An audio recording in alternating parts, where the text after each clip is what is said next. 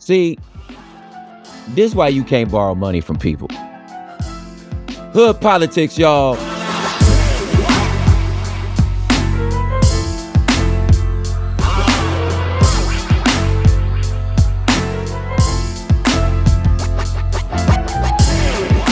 Oh, man. We're going to have to push the episode on the USAID to next week because, boy, the tea got spilled. My man, Volodymyr Zelensky, was like, I got time today. We got to talk about this. Just messy, like, y'all. I tried to tell y'all. Politics is gangbanging. Like, this is so hood. I'm referring to this meeting that happened last week with Volodymyr Zelensky and Trump and J.D. Vance about continuing to get aid from America for the Russia-Ukraine war. But to really understand how Volodymyr Zelensky was like, you gonna stop playing in my face. I like, excuse me, stop playing with me. And why Trump was like, my dude, I don't think you got a leg to stand on. I feel like you should just shut the fuck up and say thank you. We need to walk through how both of these things happen. Now, listen, obviously I have an opinion and a side that I would personally take, but you know how the show go. I just want you to understand what just happened. As the principle, the guiding focus of this show remains, if you from the hood, you kind of already do. Let's get to it. But before we do, but look, it's like this. But look, it's like this. But look, it's like this. So look, the OPM via Doge send out these letters, these emails to the remaining government workers who didn't take the little furlough joint and was like, hey, what did you do for the past 5 days? Now, I don't know what job you do, but I already know that's a hard question to answer. No matter what, it's like I worked on a project. I responded to emails.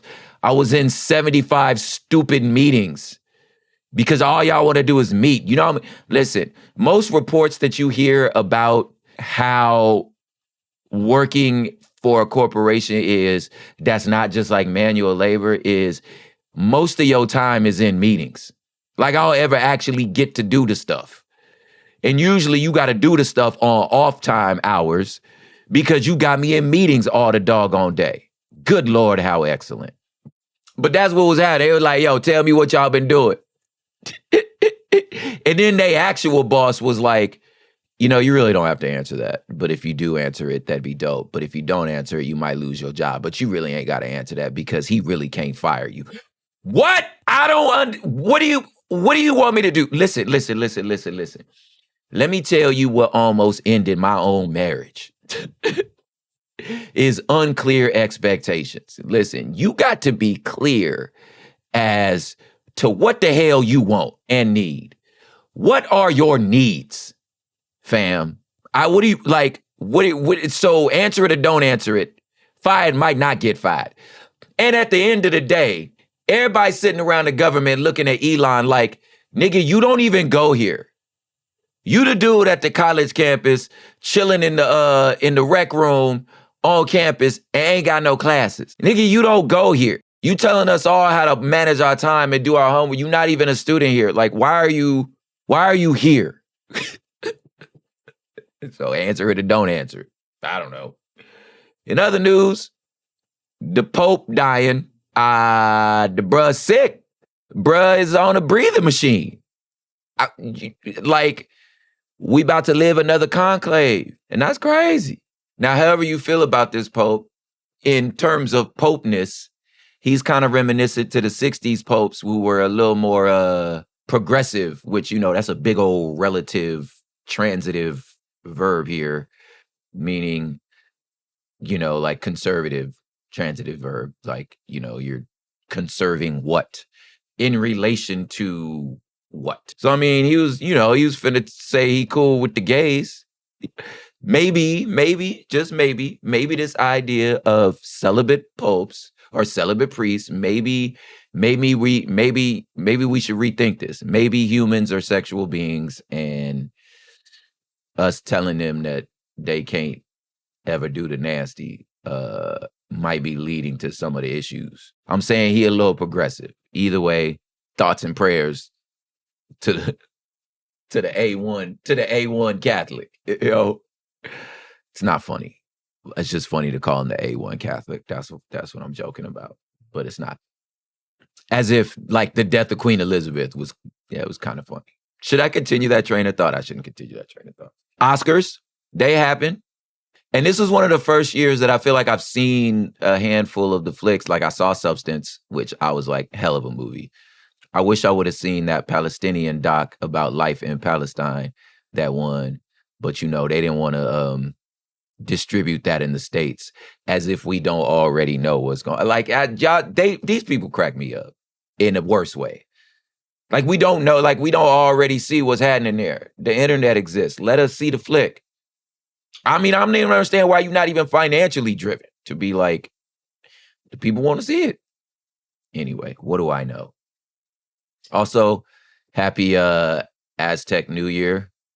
We went down to Salazar Park right there in East Los right there in East Los off Whittier to celebrate Aztec New Year. I bought a bunch of jewelry, and I got the copal incense burning back there, smelling real Nawaki. It's smelling real Tenochtitlan out this mug.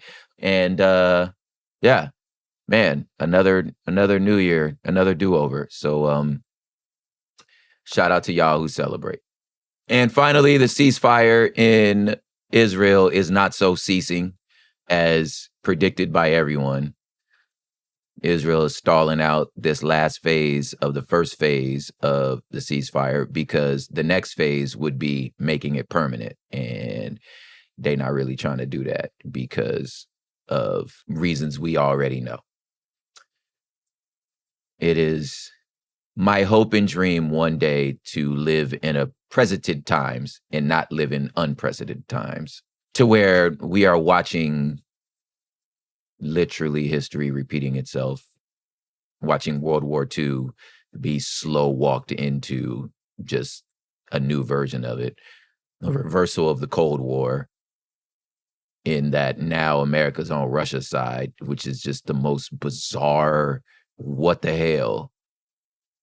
And we're watching in front of us in genocidal ethnic cleansing that we're just kind of like watching. And I hope that this puts in perspective how history was, in the sense that like we all look at history and think it's flat and that like everybody was on board with everything that was happening. But no, there were people that fought tooth and nail, whether it was chattel slavery, transatlantic slave trade, whether it was, European expansion, everybody wasn't on board. Whether it was understanding Nazi Germany, like everybody wasn't on board. People fought hard. The empire is the empire, empires are going empire. It'd be super dope. It'd be cool if we like lived in a time where just like, I don't know, you did what was on the paper. Like if you just said, it'd be cool if like, I don't know, human rights were just kind of honored. Wouldn't that be dope? But no, this is not the time we're in. Anyway, let's talk about America and Donald Trump being the worst big homies on earth. Let's go. But look, it's like this.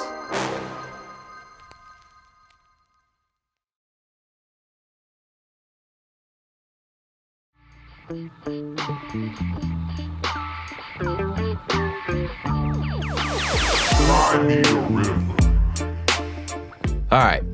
So I want to run this episode in terms of like the background, the build up, the setup, the expectation, and the crash out. That's how we gonna run this show as far as what is happening between America and Ukraine.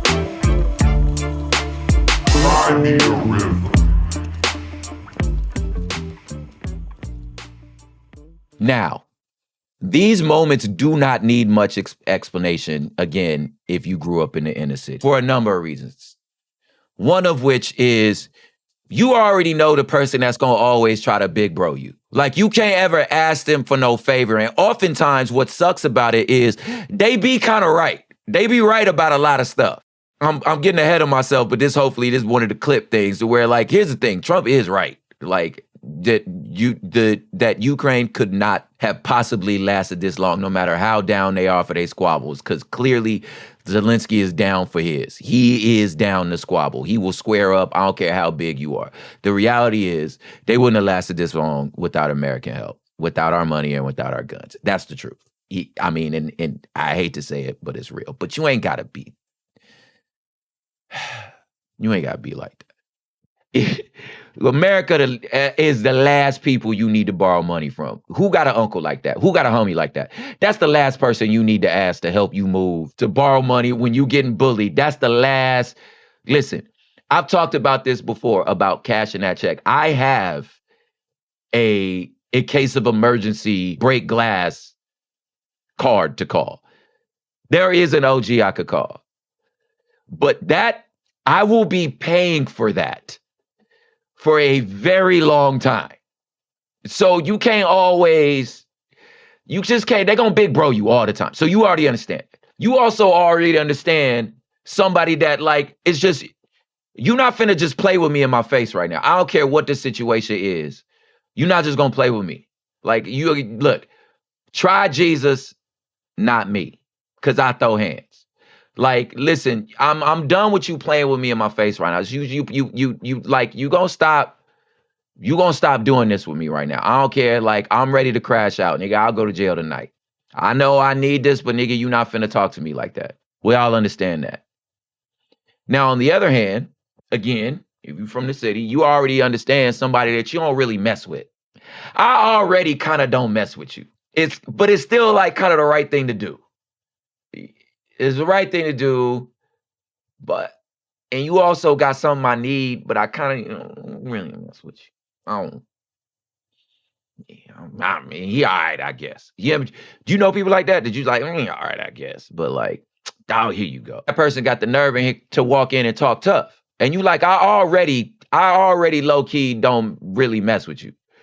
I don't need you coming here acting I really don't want to do this. They making me do it, but like, I really don't, but you gonna make, I guess. But I'm actually looking for a way to not have to do this. But you do got something I need. So I guess, like, I don't want to do this anyway, but since you need something from me, I might as well get something out of it. Do we understand the stakes here? Do you understand the comparisons I'm talking about? You in my house. You need something. You expect me to be nice to you, nigga? You then go home. So we talk about that only we're talking millions of lives, a reversal of the Cold War, and a possible genocide and erasing of an entire country off the map. That's what we talking about.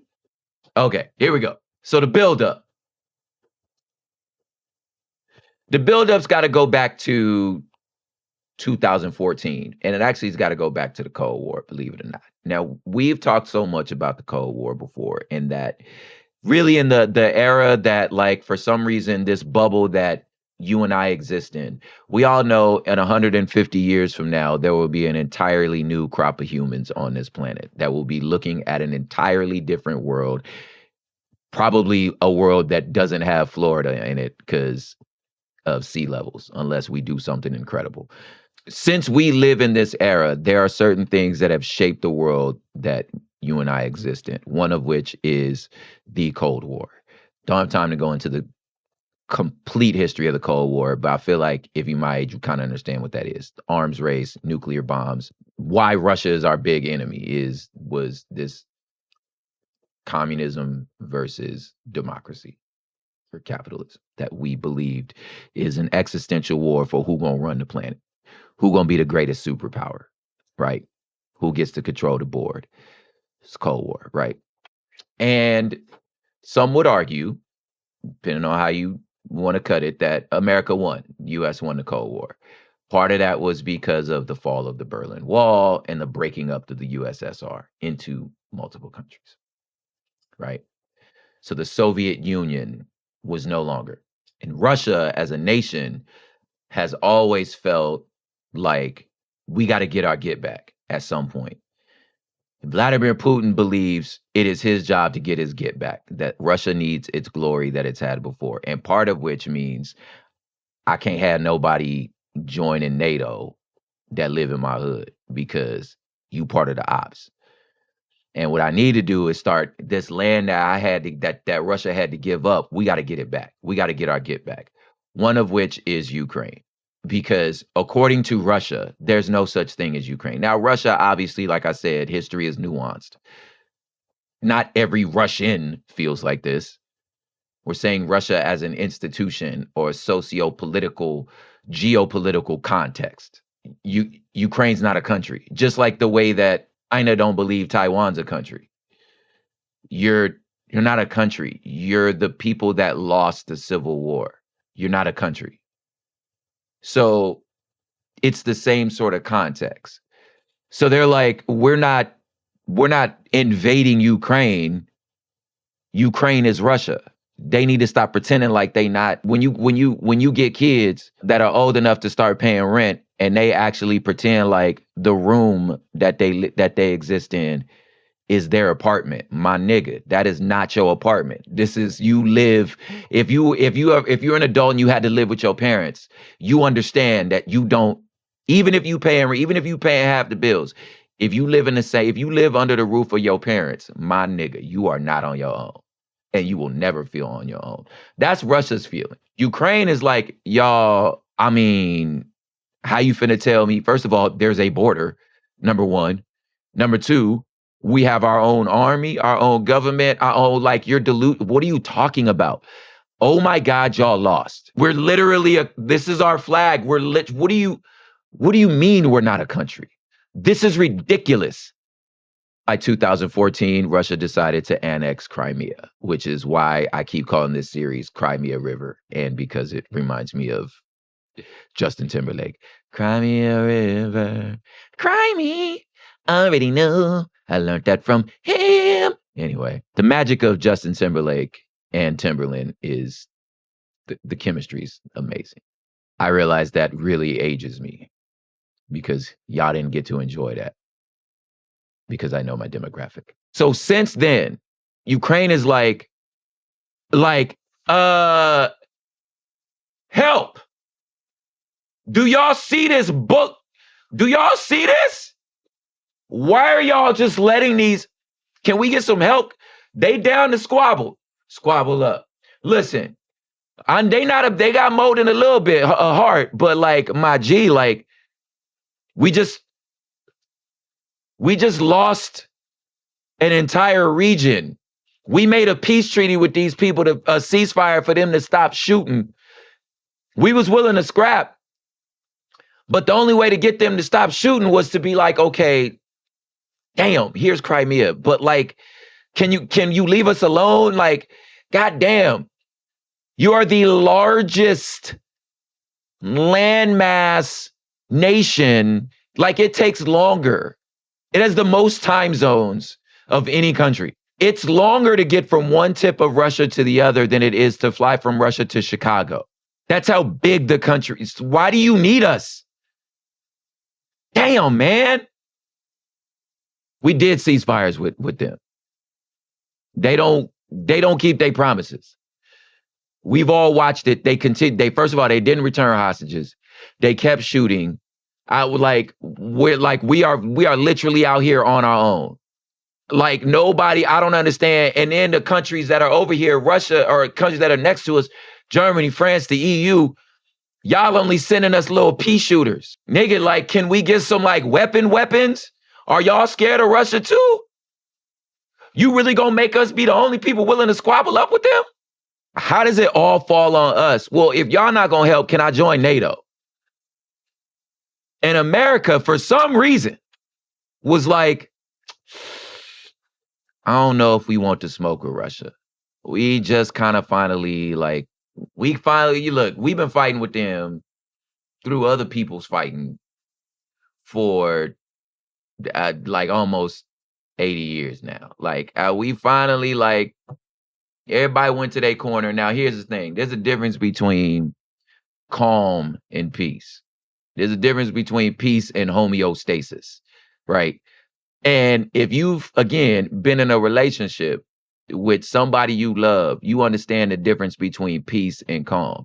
And what that usually is you just don't want to rock the boat. Just don't say anything that's going to set anybody off. We going good right now, and I just don't want no problems.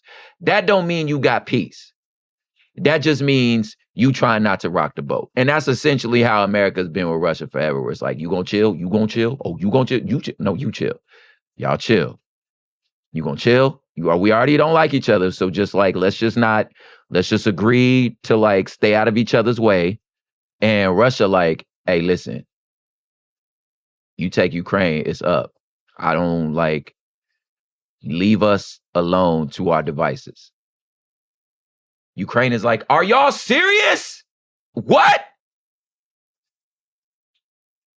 And Russia just continue to like just bully these fools. And then, like we all remember, which is going to be important very soon, we all remember in 2022, Russia decided to turn up again. And they just hit the Donbass region and just started just bombarding Ukraine. And this is where Vladimir Zelensky really started like squabbling up and became this international star. Now, Vladimir Zelensky was a movie dude, believe it or not. He was in entertainment and he became a president. And as he became president, according to them, he like a young, attractive dude, but he really about that life. Part of the uniform he wears all the time is a uniform matching their military. So when he goes to speak at other countries about trying to get aid, because he's like, listen, I'm on the front lines. Right now, you got me out here squabbling myself with this bully. I'm out here fighting Debo by myself. None of you niggas jumped in. So since none of you niggas jumped in, y'all can at least throw me some weapons, okay? But he wear his garb out there, so he's this sort of like hero situation where he's the one fighting these wars, right? He the one on the front lines. And everybody thought because Russia is Russia that this war right now is going to take like 2 weeks. But that man got more heart than a little bit. And he had squabbles. And he was lighting them Russians up, right? The only problem is it's 1 trillion Russians. If you've ever tried to like, you know, you live in a lower income and you got ants or you got roaches, you could kill them. It's just more of them. Sometimes it feel like the only way to end all these bugs is to just blow the house up. That's sometimes how I feel, or to just give up and be like, listen, that room is yours. We just gonna live with roaches. It just is what it is. I'm gonna do my best, but just there ain't nothing I can do, right? That sometimes it start feeling like that. And we all saw it happen.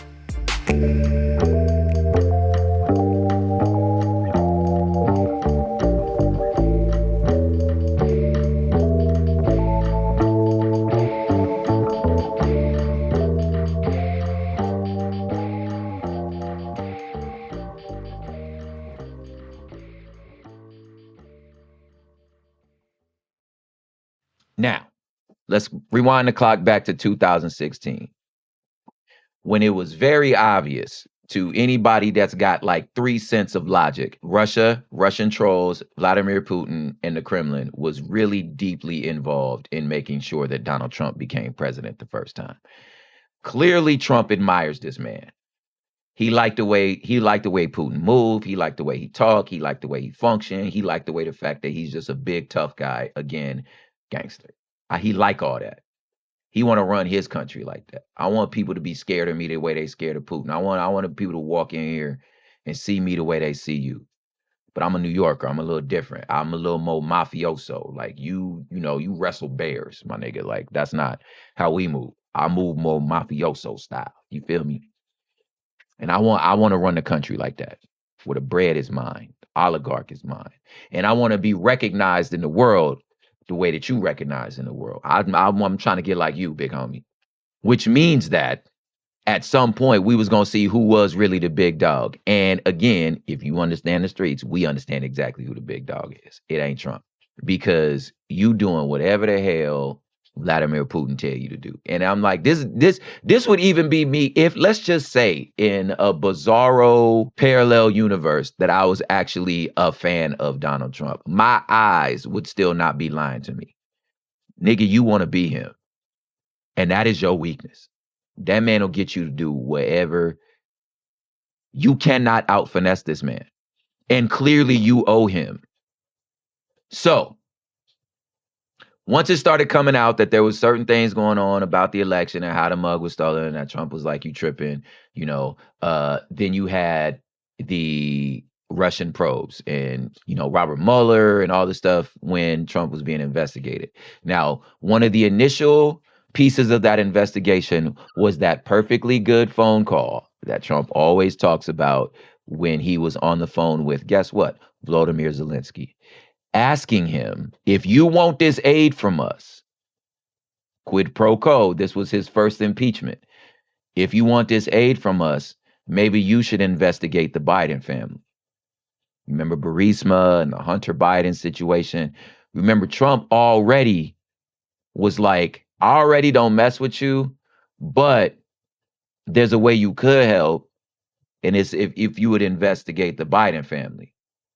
Zelensky like, my nigga, why would I investigate what that got to do with me? That's not my place anyway. And none of it matters anyway, because the Congress has already agreed to this money. I don't understand what we talking about right now.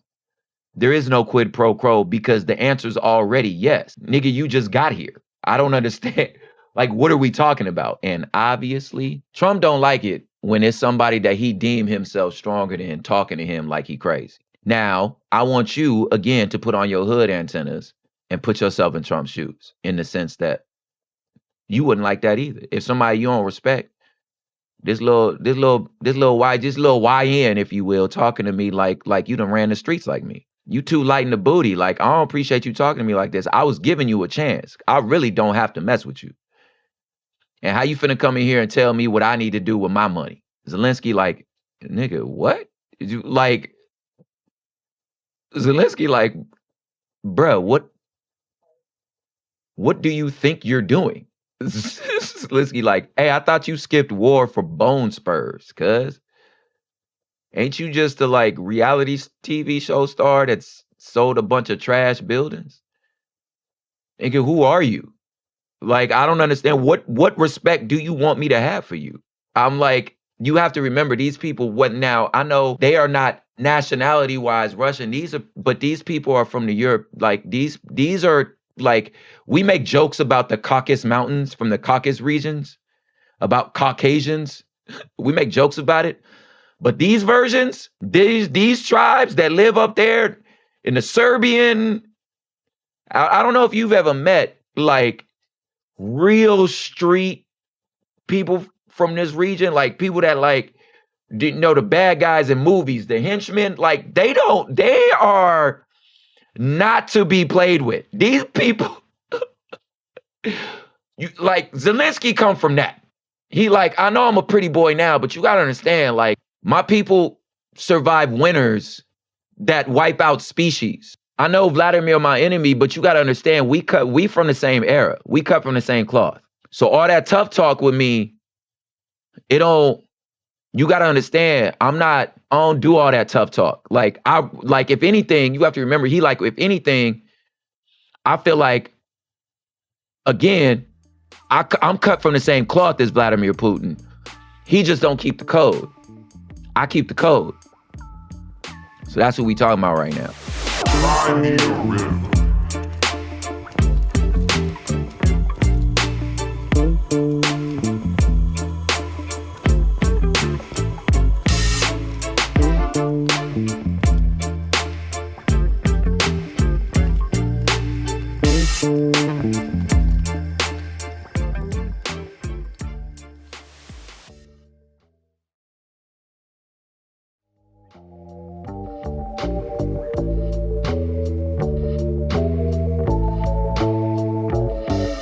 So you have to remember, Trump already don't mess with him. Now, Trump loses the election, the next one, can't stress enough, actually lost it. Biden jumps in with a lot of the Republicans also that are like, we need to defend Ukraine. Like, that's right. Like, they are the front. Now, listen, we tired of sending bodies out there. Not finna send no bodies out there, but we could send you some guns because we all saw with our own eyes. These people, Russia, unprovoked, just decided to attack Ukraine. Like, we saw it. So Zelensky's like, man, thank you. You know what I'm saying? Like, we really do need this help. Like, we honestly couldn't survive this without you. We feel like we fighting, we holding it down. Like, we pushing the line, but like, my nigga, like, this ain't gonna stop unless y'all help. And now, if y'all don't help, the least you could do is just, if you would just let us join NATO. I don't understand. Like, if you just let us join NATO, we would be fine. But Trump this whole time is like, I don't know why we sending money to them. I don't like why. And every time Trump opened his mouth, it's things that Russia says. So Volodymyr Zelensky's not stupid. He's like, you're just repeating. What the fuck, man? You're just repeating. Like, how are we here? So obviously now Zelensky's deeply invested in making sure, hoping that if Trump win, it's going to be really hard for me to go over there because I already know he keeps saying peace. But here's how he describing peace. This is the funny part. You describing peace like this. If you just give Russia what they want, then they going to stop hitting you. So if you want peace, so that's how I'm negotiating. This is me doing diplomacy. Is like, I can get you a ceasefire if you just give him everything. Let me get this straight, homie. So what you telling me is these bullies will stop jumping me if I just give them everything they ask for when I walk by. That's how I get peace. This is your negotiation. So you telling me that, like, okay, well then let me do this deal. If I do this deal, they'll leave you alone.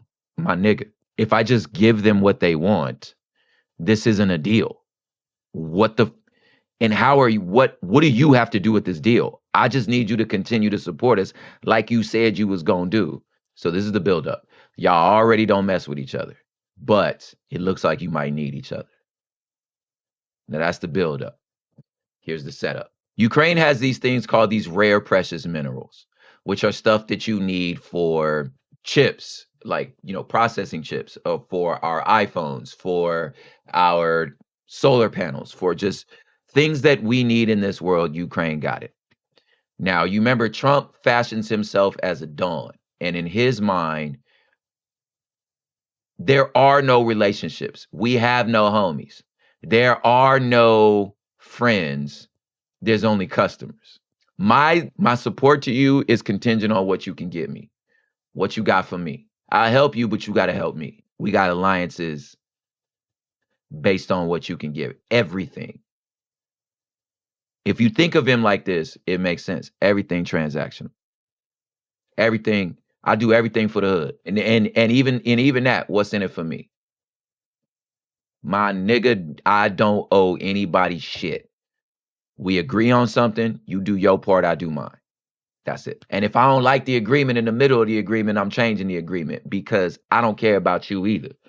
I just need mine. And that's how this man does what he calls diplomacy. So the setup is, now, if you want me to continue to go back to my country and tell them to keep supporting you, which I clearly don't want to do.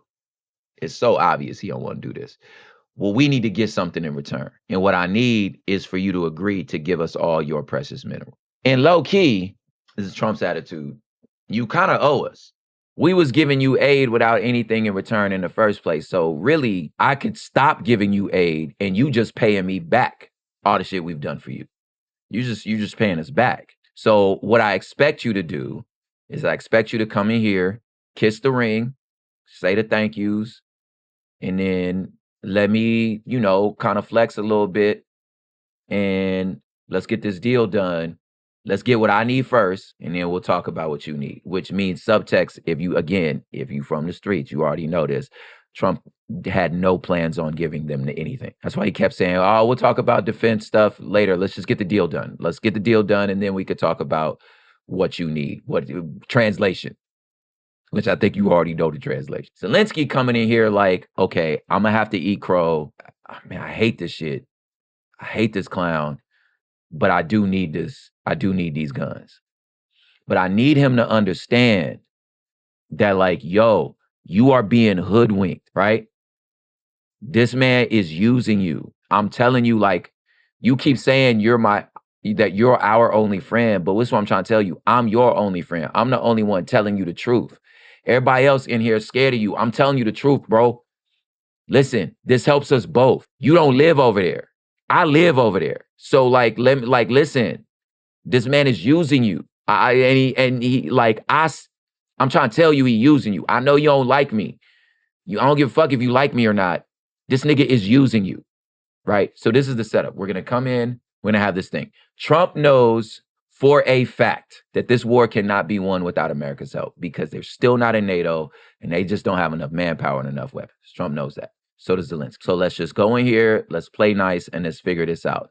This man who is actively in war is like, all right, I'm going to have to sell out a little and agree to this deal. But this deal's got to have two sides. I'm going to need you to stop just saying all the shit that Russia's saying. And just like, please just understand that, like, we're not the aggressors. Which is something I forgot about in the buildup, is that Trump had the actual nerve to fix his face to say in front of the world that Ukraine started it. Like, none of us remember 2 years ago. That was the funniest. I was like, are you serious? We were all there. You telling me this our fault? So if somebody punches you in the back of the head and it breaks their knuckles, it's your fault that your head is too hard. It's your fault he broke his knuckles because you shouldn't have had such a hard head. You shouldn't have defended yourself. So therefore, you started it, is what Trump's got to say. And Vladimir is like, I cannot believe listen, some people you just can't borrow money from. Like I said, so that's the buildup, and the setup was this meeting to agree on this deal where Zelensky would get some security stuff. You're going to do a ceasefire. You're promising to do a ceasefire. And in return, we're going to let you have access to our rare mineral. Zelensky, like, it can't just be a ceasefire because this is what I'm trying to tell you. He ain't going to listen to it unless you put some muscle behind it. I've been in this war for a long time. I'm trying to tell you, it's been over 10 years. Okay. So that's what they're coming into. And the expectation is, like I said, you're going to kiss the ring. We're going to sign the deal, blah, blah, blah, blah, blah. Yes, you're so amazing. Okay, but can you do the thing? So everybody expected, but that is not what happened. The crash out.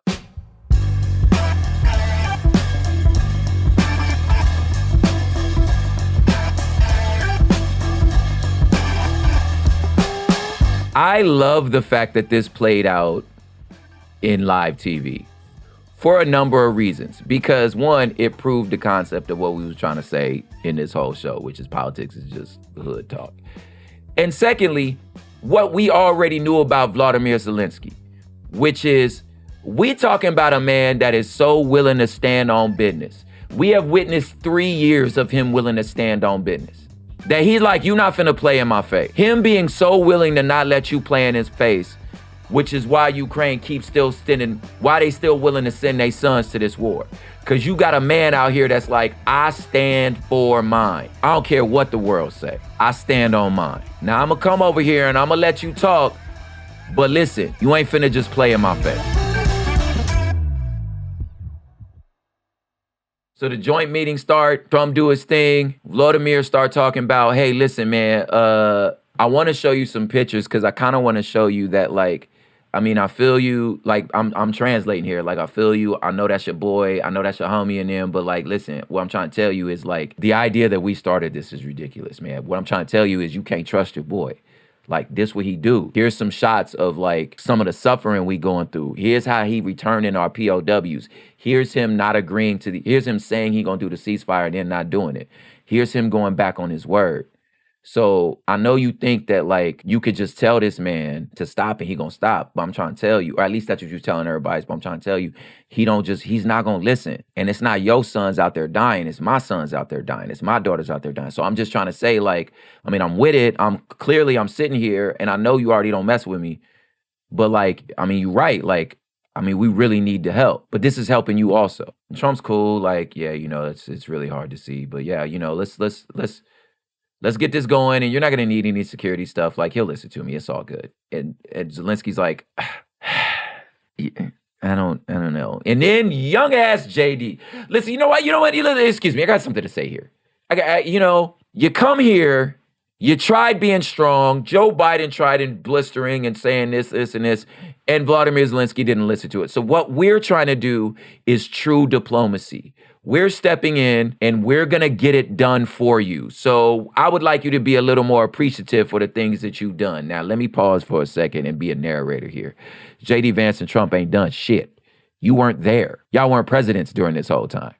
The Biden administration has. So I don't know what thank you want me to give you, but you wasn't there. So then, and this whole time, Zelensky holding his cool, holding his mud, and he like, okay,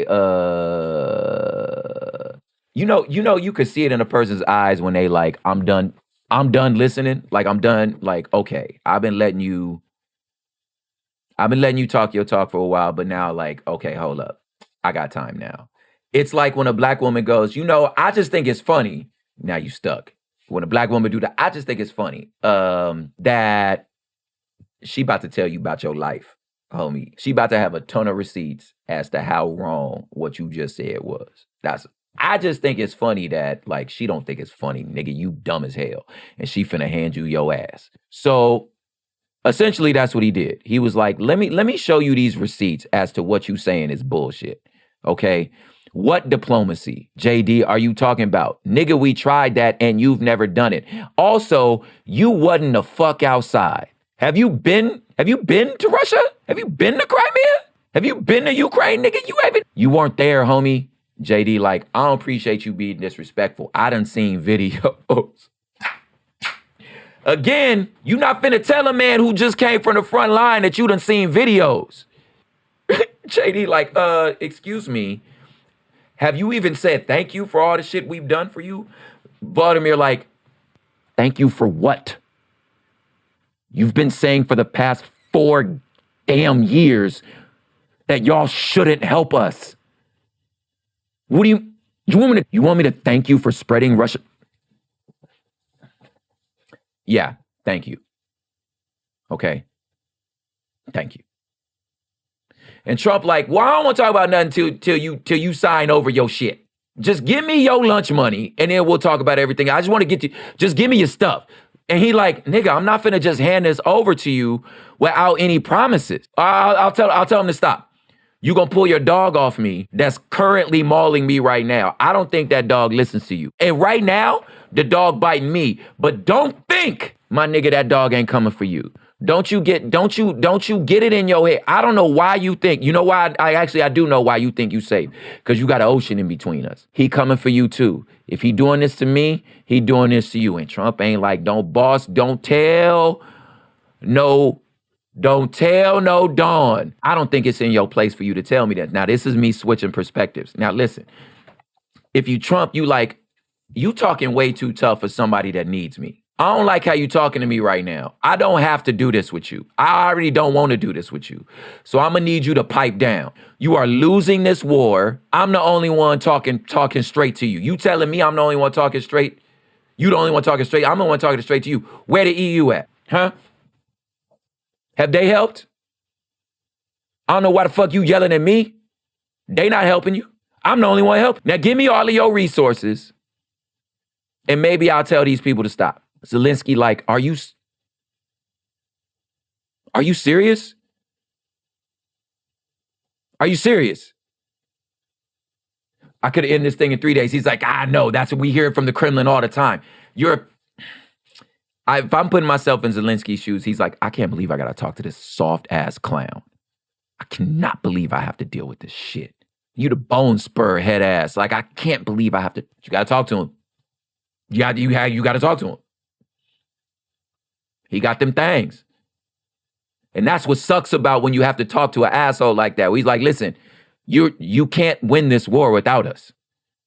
Ooh, Lord, don't. Sometimes in Trump's defense, he right. You can't win this war without it. And this is why Zelensky looking at the EU like, y'all see this shit? Y'all got me over here like, he right. Y'all not pitching in. You got me over here asking this blowhard for money, nigga. Like, you in the block. You on the hood. You live over here. Why y'all letting me do this shit? God damn it, I gotta stand and talk to this dumbass. Damn it. Oh, man. And then he want me to be thankful. Out here just lying, just nothing you're saying. I'm trying to tell you. I feel you. You right. I can't win this without you, but don't you understand that if I don't win, he coming for you? And Trump like, don't worry about me, homeboy. Take care of mine. Absolute crash out. So now don't nobody want to talk. They go back to their rooms. Trump like, you know what? I ain't really fuck with him anyway. Send that nigga home. Zelensky went home. And then finally the EU was like, okay, we see. Yeah, we on our own. This crazy. We really on our own right now. And what I would hope would happen is somehow everyone's happy that the EU truly steps up, truly helps Ukraine to get through this moment. The thing about Putin and them, though, is he won't stop. He has to be defeated. And that means we're setting up another world war. Only this time, we're on Russia's side? These young gangsters is weird. Hood politics, y'all.